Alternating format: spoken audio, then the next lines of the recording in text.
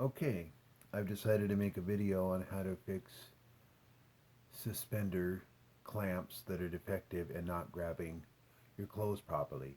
I've bought suspender clamps at various stores and it seems like they're all equally defective. And sometimes they come that way and they don't even clamp right to begin with. I've bought clamps at a local farm store and Walmart, and none of these clamps seem to work very long or clamp on right to begin with. I've looked online for various videos to help figure out how to do this and have found none. So I decided to make my own. After watching a few that didn't help me fix them but just showed me how they are put together, I decided to kind of take it upon myself to just try to figure it out, and I've come up with a way that consistently seems to work. So let's get started. Now the clamps use a type of steel, especially on the part that's the jaw or teeth of the clamp, and this video is specifically for those types, the teeth type of suspenders, because there are more than one type. There's a button type, and so anyway, what you need to do is you need to, right here, you need to spread apart what holds the clamp together, and that's this piece here. What happens is when you clamp it down, these teeth should grab on material. They sometimes will grab real thick jeans and sometimes not, a lot of times not. And if you have something thinner than jeans, then they're really not going to clamp. These ones are loose as heck, and they shouldn't even be able to flop back and forth like this. They should clamp, and literally I should have to put some pressure to release them. But as you can see here, that's not even going on. So you'll need some tools. I use these needle nose pliers. They seem to be quite good for spreading apart this mechanism here. As you can see on the side, there's little tabs that come through a hole on the basic frame that hold everything together. So what you do is you get the needle nose pliers. This is best done in the open position.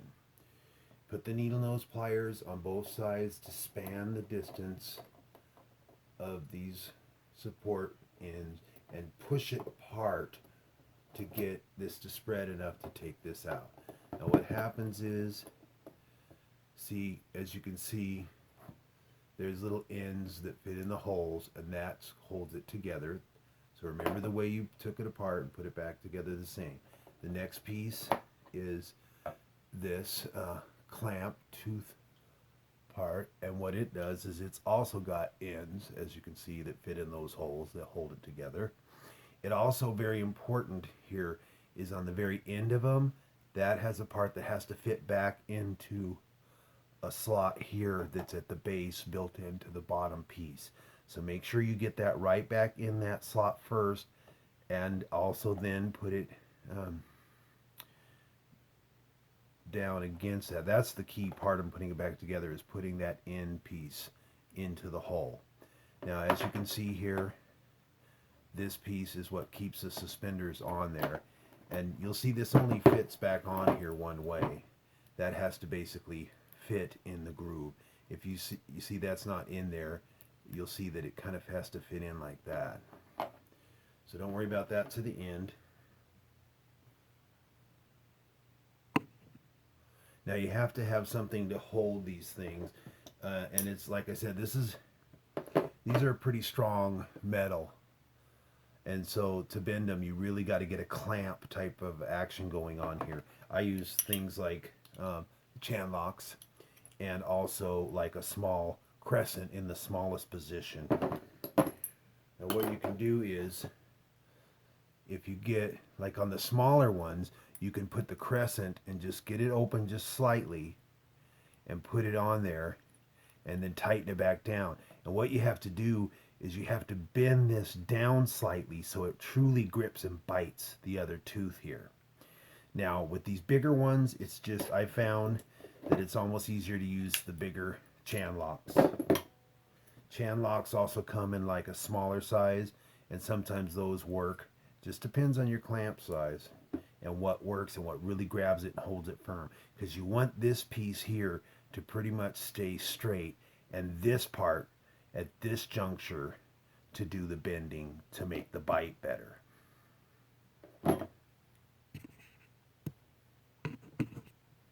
So you see with this type of clamp, this type of tooth here, there's actually two sides, and you see there's a hole in the slot in the middle. So sometimes you either have to grab it like this or even lengthwise like this to bend this part properly, because this is the part you want to bend. You want this to pretty much stay stable, flat, and even. Now the smaller clamp suspenders, you'll only need the chan lock or the crescent to be in a tight position, and you grab the base. These, since there's two and it's bigger and wider, because this is a wider tooth, you have to have something bigger to do that. Now for some strange reason, I've noticed that these bigger clamps, even though they're bigger metal, they're actually easier to bend than the smaller ones.